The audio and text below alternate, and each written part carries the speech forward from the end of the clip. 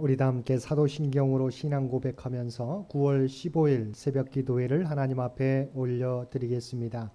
전능하사 천지를 만드신 하나님 아버지를 내가 믿사오며 그 외아들 우리 주 예수 그리스도를 믿사오니 이는 성령으로 잉태하사 동정녀 마리아에게 나시고 본디오 빌라도에게 고난을 받으사 십자가에 못 박혀 죽으시고 장사한 지 사흘 만에 죽은 자 가운데서 다시 살아나시며 하늘에 오르사 전능하신 하나님 우편에 앉아 계시다가 저리로서 산자와 죽은 자를 심판하러 오시리라.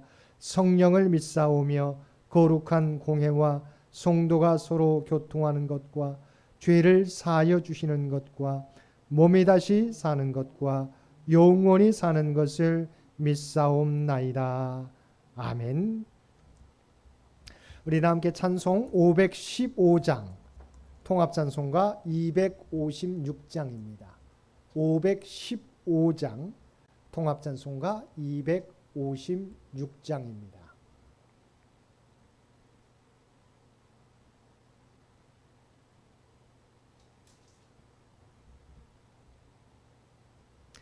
눈을 들어 하늘 보라. 어지러운 세상 중에 곳곳마다 상한 영의 탄식 소리 들려온다. 빛을 잃은 많은 사람 길을 잃고 헤매이며 당자처럼 기진하니 믿는 자여 어이할꼬. 눈을 들어 하늘 보라. 어두워진 세상 중에 외치는 자 많건만은 생명수는 말랐어라. 죄를 대속하신 주님 선한 일꾼 찾으시나. 대답할 리 어디 있나.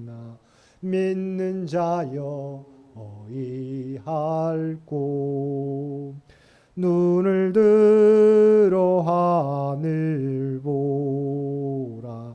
살아계신 주 하나님 약한 자를 부르시어 하늘 뜻을 전하셨다.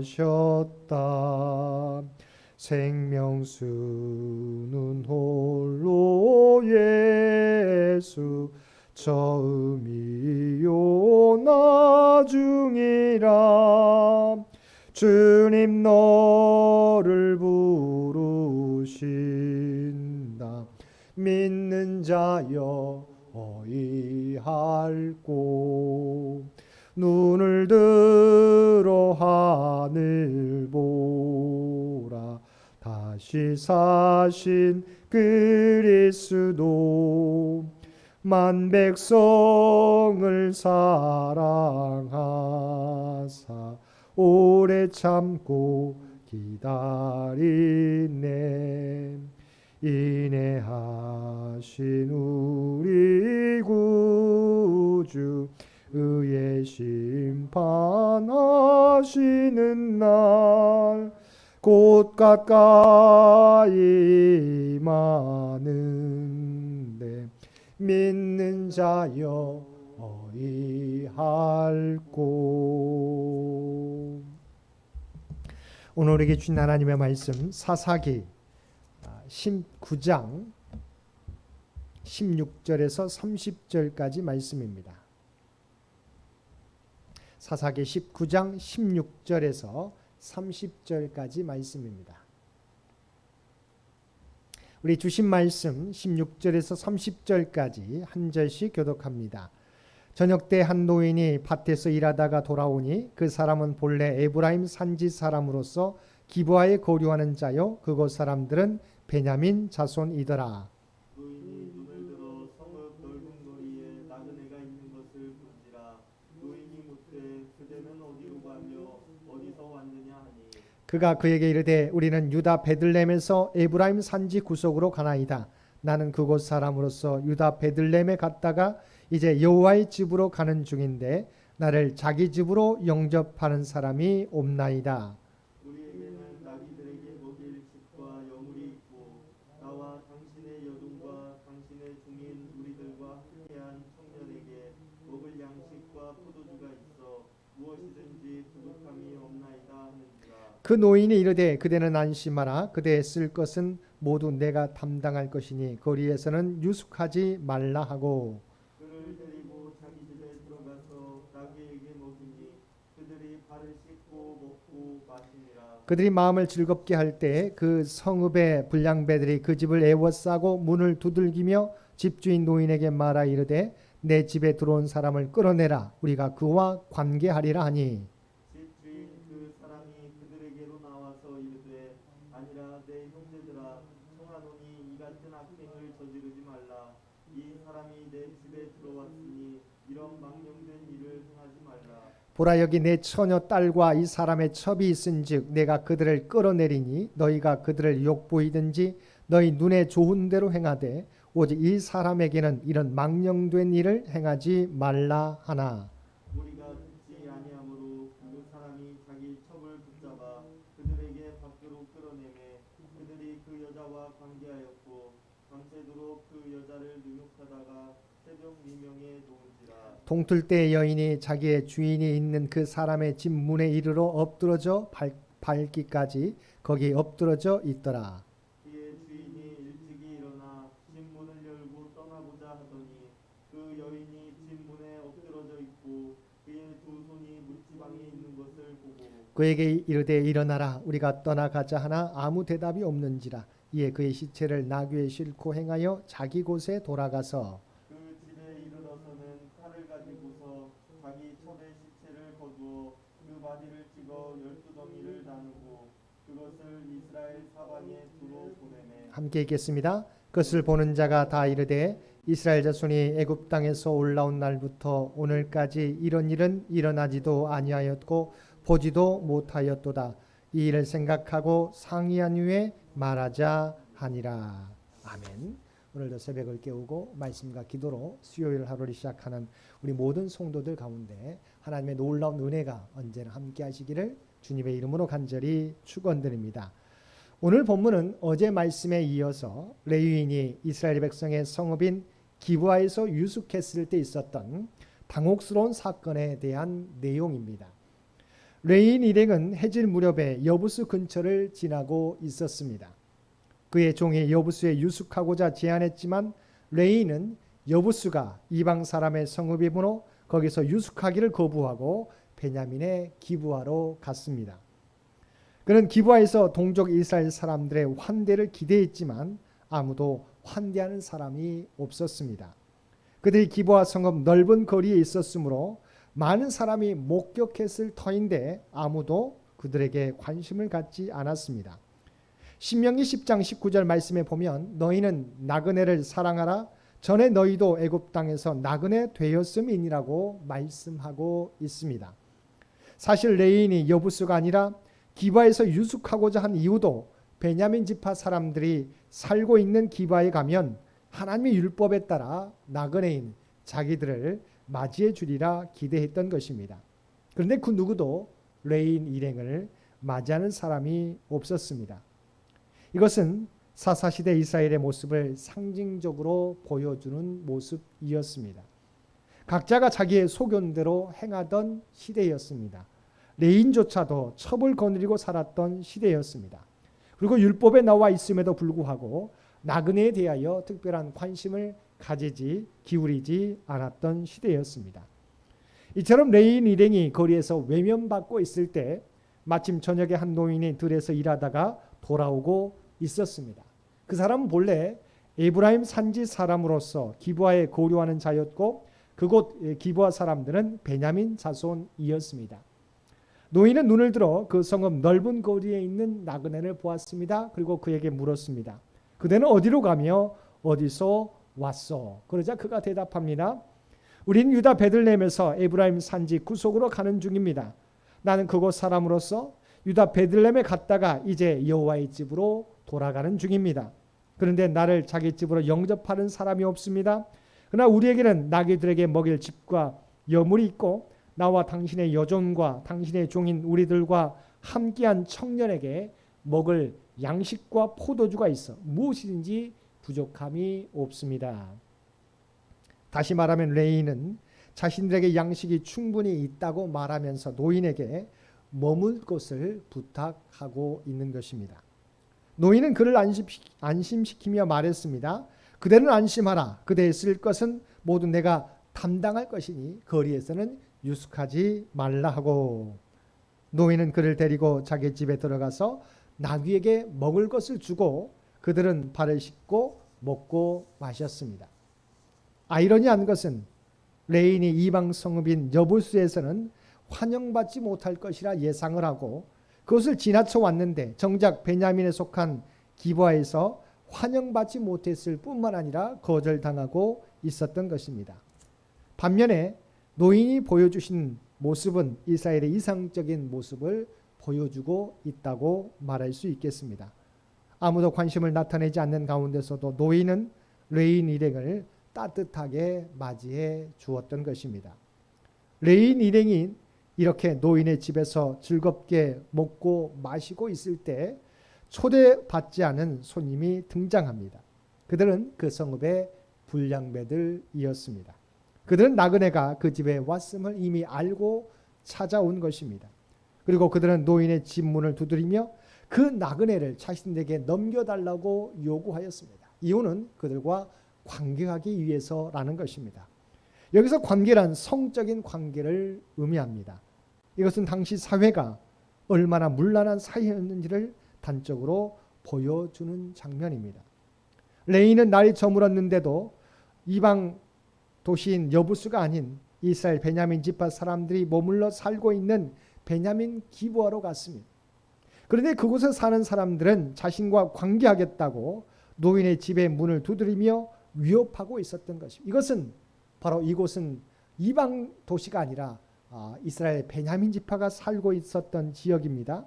그런데도 불구하고 그곳에 있는 사람들은 이 나그네 레인과 관계하겠다고 노인의 집의 문을 두드리고 있었던 것입니다. 하나님을 떠난 인간이 얼마나 무자비할 수 있는지, 얼마나 쾌락의 노예로 전락할 수 있는지 우리에게 보여주고 있습니다. 이것은 하나님의 백성이 하나님과의 관계 안에 머물러 있지 않으면 세상과 전혀 다를 바 없는 상태로 전락할 수 있음을 경고하고 있는 것입니다.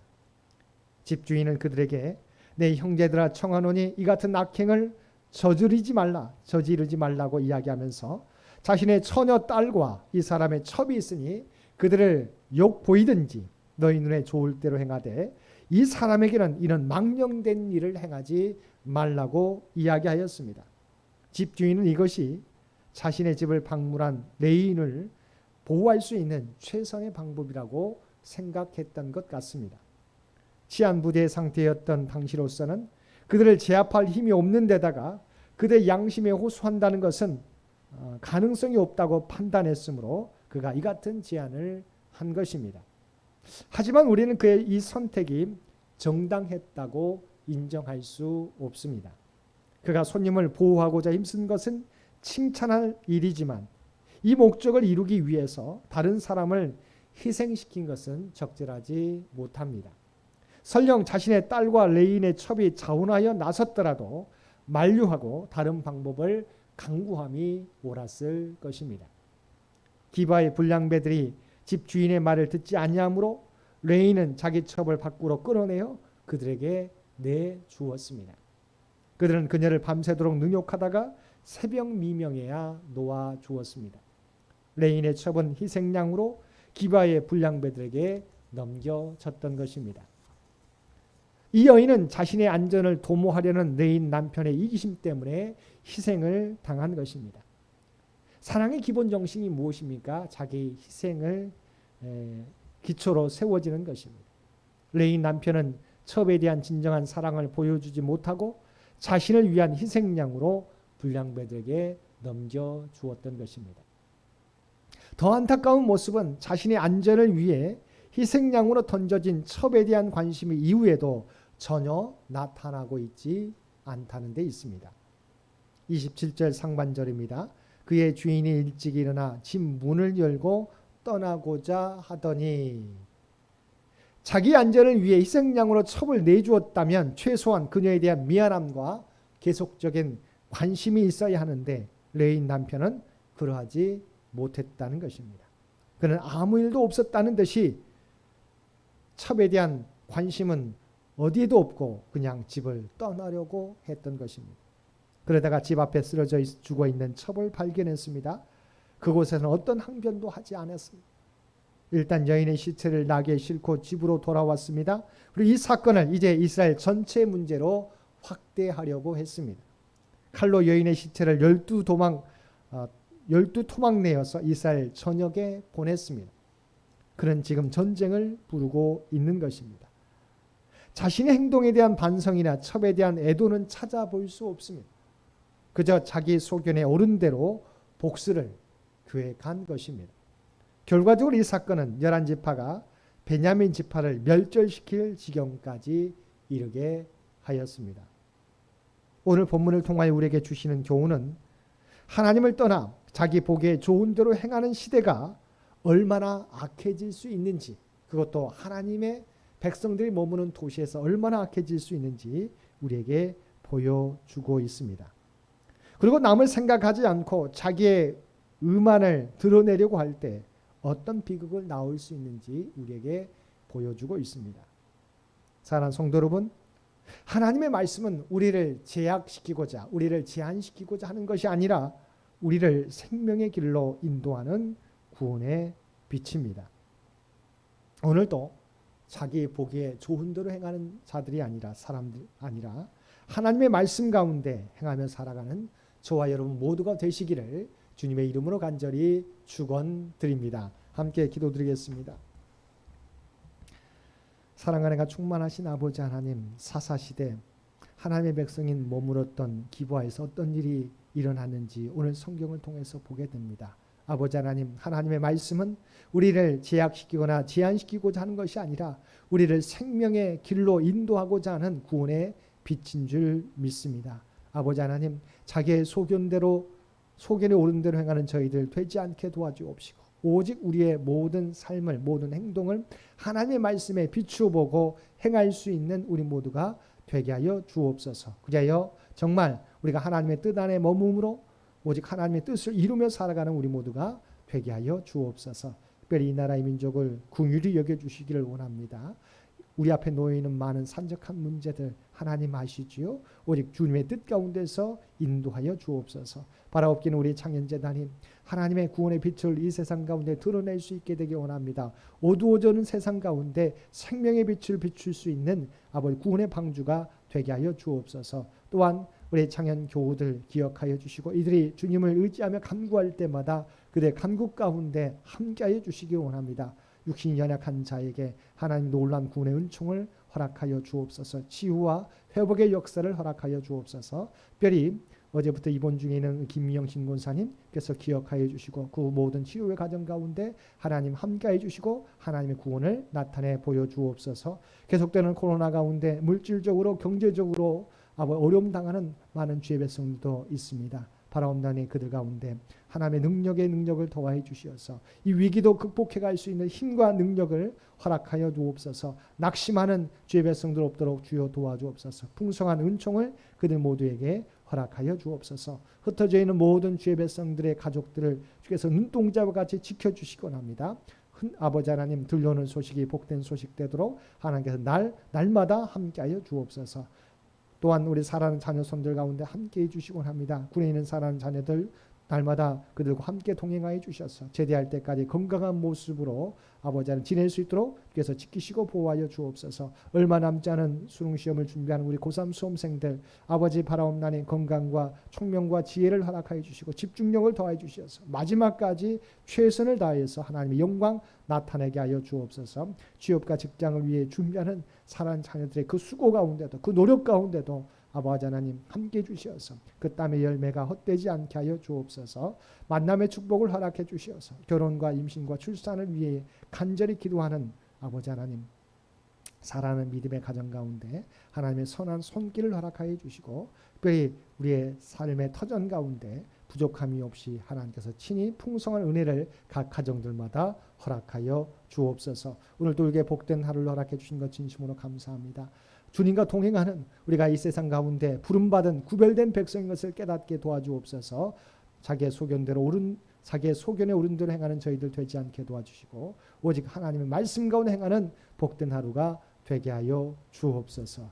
이제는 우리 주 예수 그리스도의 은혜와 아버지 하나님의 극진하신 사랑하심과 성령님의 우리와 늘 함께 하시며 동행하시며 인도하시는 놀라운 교통의 역사가 오늘 주신 말씀을 따라 자기의 소견에 오른 대로 행하는 저희들이 아니라 오직 하나님의 말씀 가운데 행하는 삶을 살겠노라고 결단하며 세상 가운데 나아가는 사랑하는 주의 백성들과 그의 가정과 산업의 터전 위에 이제로부터 영원토록 함께해 주시기를 우리 주 예수님의 이름으로 간절히 축원하옵나이다. 아멘. 여러분 기도하실 때 오늘 주신 말씀을 위해서 이 나라 이 민족을 위해서 장현재단을 위해서 장인의 가족들을 위해서 기도해 주시고 각자의 기도 제목 가지고 하나님 앞에 더욱더 가까이 나아가시기를 바랍니다.